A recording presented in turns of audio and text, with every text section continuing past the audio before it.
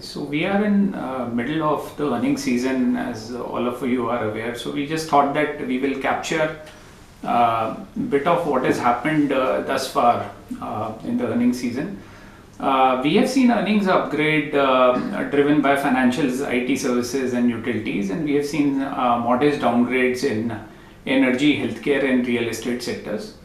In terms of summary of Q3 FY23 and how it impacts our portfolio companies, we have seen mixed trends in technology. It was widely feared that technology companies amidst macro uncertainties and a seasonally weak quarter would not perform. On the contrary, what we have seen is that the tier 1 IT companies have delivered outstanding set of numbers, particularly on the margin side, and they have not disappointed, more importantly, on the top line growth side. So that is abating fears of a global slowdown, and that was what our expectation was going into this earnings season.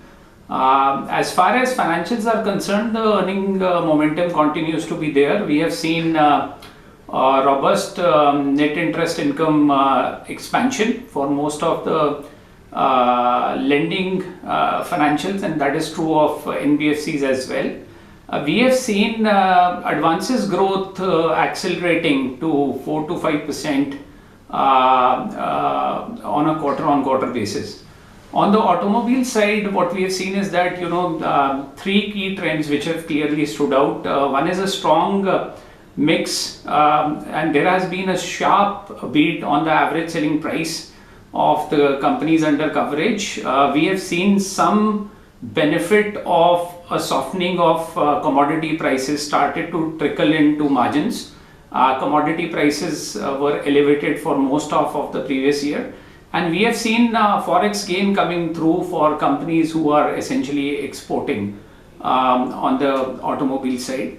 On the consumer side, what we have seen essentially is that there has been a divergence between staple and discretionary company performance.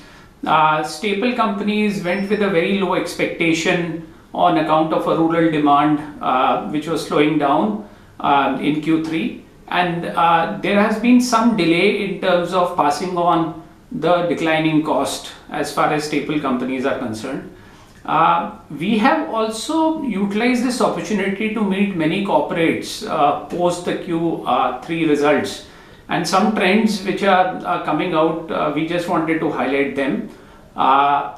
First of all, we are seeing healthy growth in terms of economy, and we don't see any systematic risk as of now in the financial sector. Concerns of a global slowdown are abating. Private capex revival continues to be one of the biggest themes to focus on for the year ahead. Obviously, there was a budget which has for the first time focused so much on creation of infrastructure, which is obviously having a multiplier impact. And there are some initial signs of a rural demand recovery. I think so going forward for the first half, it is going to be very, very critical how rural demand recovers. As far as FY24 is concerned, what we expect is that there is going to be key risk in the market in form of elevated crude prices and commodity inflation.